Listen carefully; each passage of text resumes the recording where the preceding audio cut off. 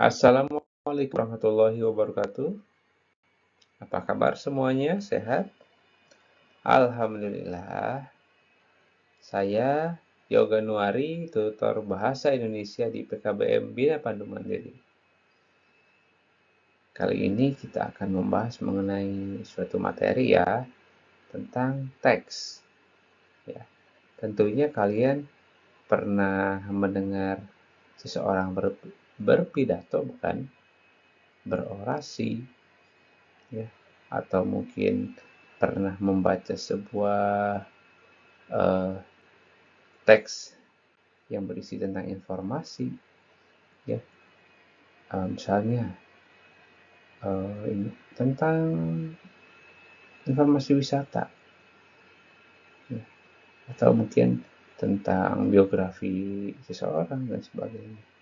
Nah, kita akan mempelajari hal tersebut. Ya.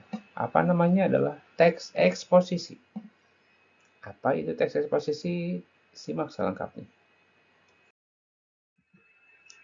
Teks eksposisi ialah sebuah teks yang berisi tentang informasi berupa gagasan, pendapat, dan fakta yang bertujuan untuk memberikan sebuah informasi dan pengetahuan kepada pembaca mengenai sesuatu hal.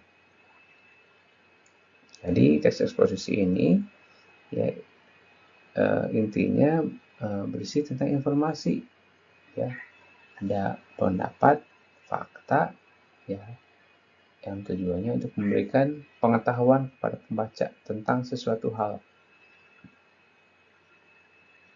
ya. Contohnya tadi ya, ada pidato, ya, pidato seseorang, ya, itu termasuk eksposisi. Ya, orang berorasi seperti sekarang ini ya, sedang pilkada, itu adalah teks eksposisi juga, ya.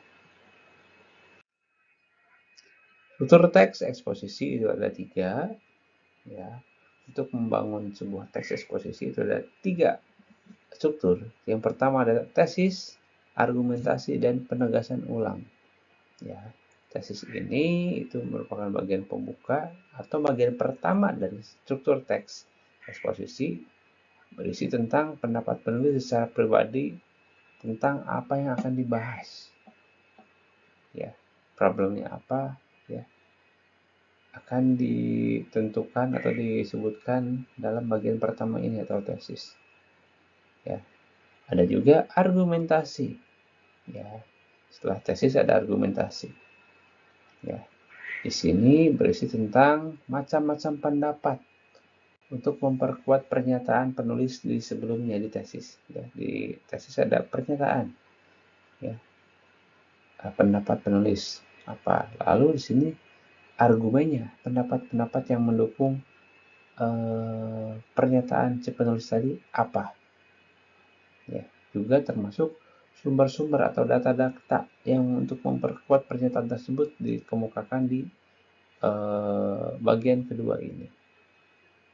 Dan terakhir ada penegasan ulang, artinya untuk mempertegas kembali ya apa yang disebutkan si penulis di awal tadi, disebutkan kembali sekaligus juga memberikan kesimpulan. Ya. Jadi ada 3 ya struktur teks eksposisi, ada tesis, argumentasi, dan penegasan ulang. Selanjutnya ada kaidah kebahasaan. Kaidah kebahasaan ini adalah aturan-aturan bahasa yang ada pada suatu teks. Ya, untuk teks eksposisi di sini ada 3 kaidah. Yang pertama, penggunaan istilah bidang tertentu.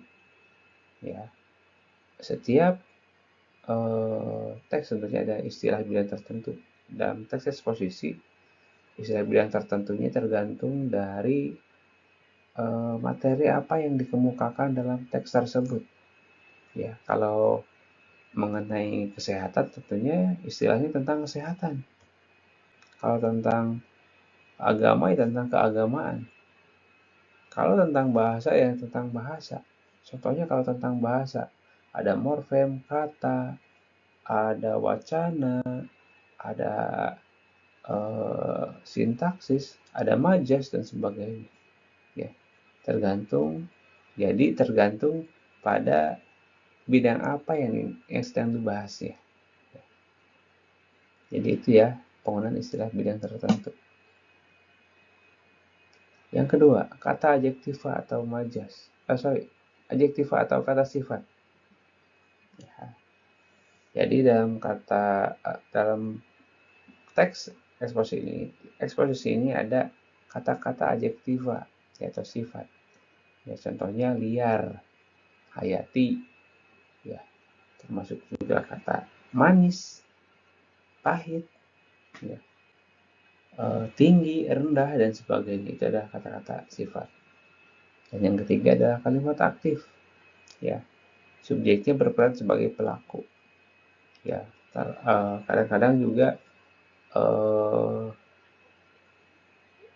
kata predikatnya atau kata kerjanya itu menggunakan imbuhan me.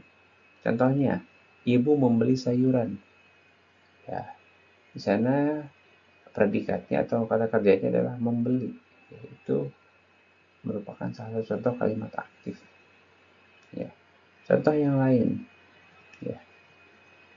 Kami melaksanakan sholat zuhur di masjid. Melaksanakan juga sama. Ya. Itu kalimat aktif. Ya. Mungkin itu saja yang saya sampaikan ya, tentang teks eksposisi. Mudah-mudahan ada manfaatnya. Kalau misalnya ada yang ingin ditanyakan, mau ditanyakan lewat komen di fasilitas komen di web ini, ya. Silahkan selalu membaca, selalu mencari berbagai hal ilmu pengetahuan. Ya, mudah-mudahan dengan begitu kalian dapat terus maju ke depan. Ya, saya undur diri. Wassalamualaikum warahmatullahi wabarakatuh.